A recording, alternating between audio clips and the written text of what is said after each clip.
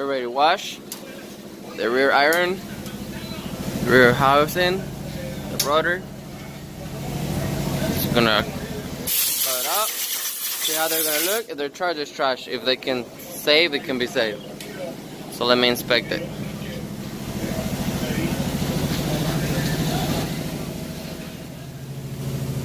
We have an update on my $550 auction rx8 project.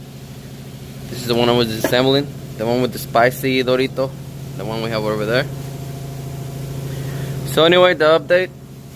This is the one after pressure washing. We're gonna clean this thing up with the wire brush. This old rust is it don't matter if you scratch it or not.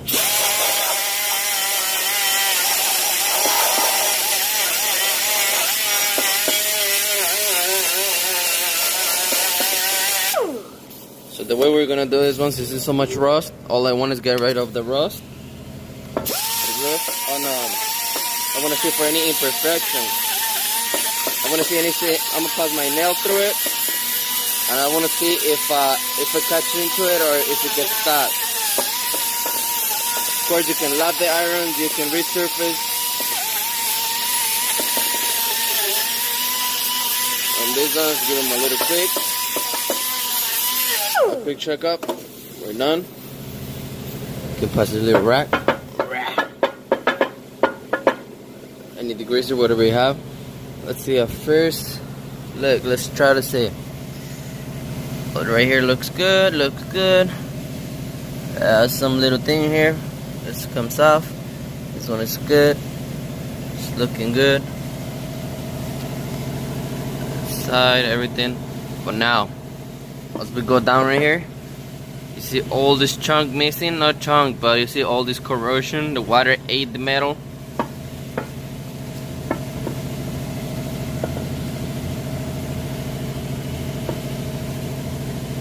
So this iron is trash. All because of this right here. And then we look around, any cracks, anything. It looks good. But yeah, because of this right here. The only way to make sure if your irons are good or no, you're gonna pass your thumb or any finger you want, your nail, I'll pass it against the face. If you see any little line and then your nail gets stuck, it has to be resurfaced, it has to be lapped. But like for me, this one is too big. You see it goes all the way from here to here. That's a big piece. The water corrosion. The water ate the metal, so this one is trash. So we're gonna mark so I don't forget. I'm gonna trash it.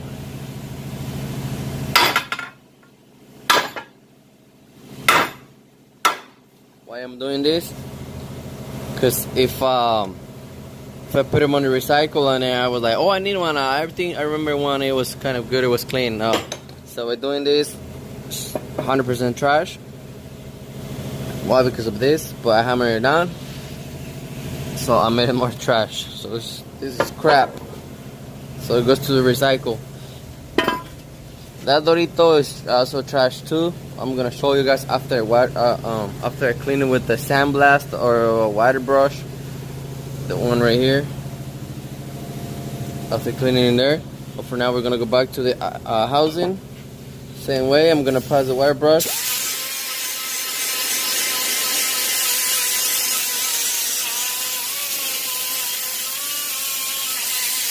It's been sitting for so long, that's why it has a lot of oxide.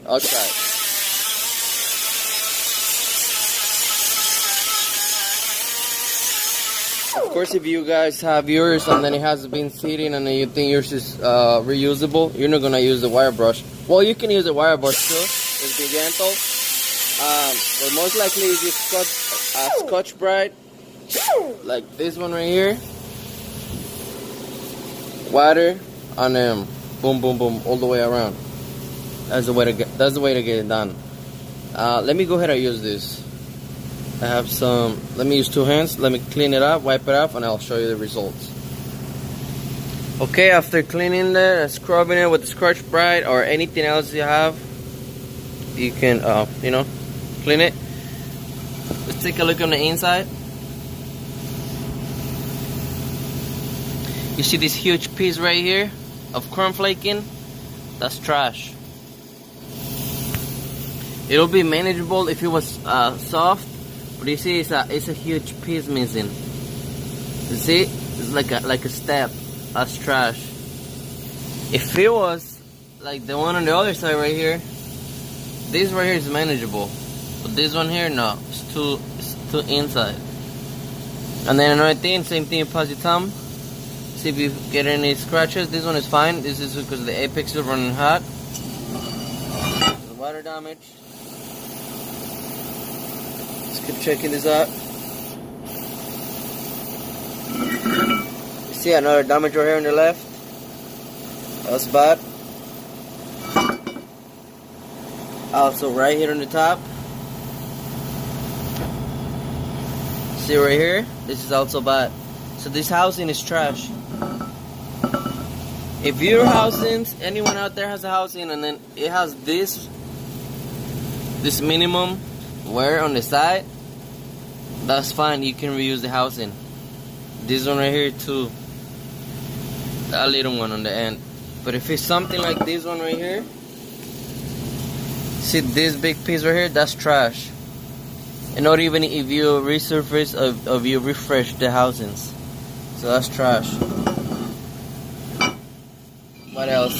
You gotta look for any scratches on the face of the housing. Gotta make sure nothing. Like this skip is because it's running hot, and then you're gonna see this skip in marks mainly on the hot parts, which is the top. And then the RX8 housing, they suffer for something really bad, which is the cracks right on the spark plug hole. So this one has no cracks, but still the water corrosion or the water ate the chrome, so it has pretty bad chrome flaking. So again, this housing is trash, so we're gonna go with the pile right here. We have a lot more here. It's gonna be one more trash. These two right here, they were reusable, but I got tired of refurbishing those or refreshing, so I don't have time to be doing that, so that's trash. I have a 12A housings, 13B, RX7, RX8, RX8. These are reusables, but I don't want to waste my time refreshing it. I just don't have time. I still have to finish my RX8, and I barely have time to remove this engine. So let me go ahead and open this one. Remember that iron is trash too. We're going to take them outside to recycle. So let me open this one up. The way we're going to do it, I will remove the bolt. Since this is trash, you guys know me because one of my most hated rotary video when I use the torch to remove the main bolt, and then hammer using for hammer to remove all the parts, blah blah blah. But yeah, this is what happens when they're trash. That's how I open it. You guys seen my other videos when I'm more careful.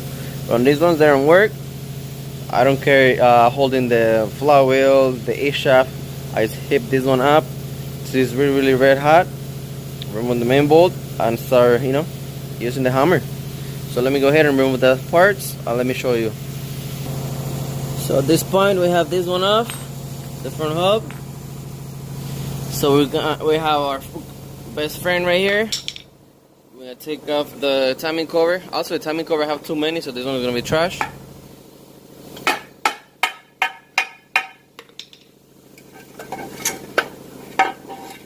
It goes out.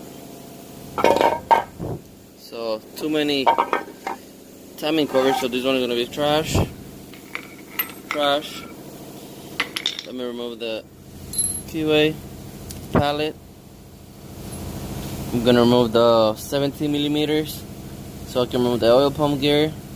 Get this one off. So then I'm gonna remove the counterweight.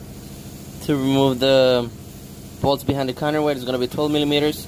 You're gonna remove the needle bearings, your spacer, and all the goodies. So let me go ahead and start removing that one, and I'll be right back. So the locking washer, you guys know, flat screwdriver, get them straight, 17 millimeters. Oil pump gear is ready to come up. It's off.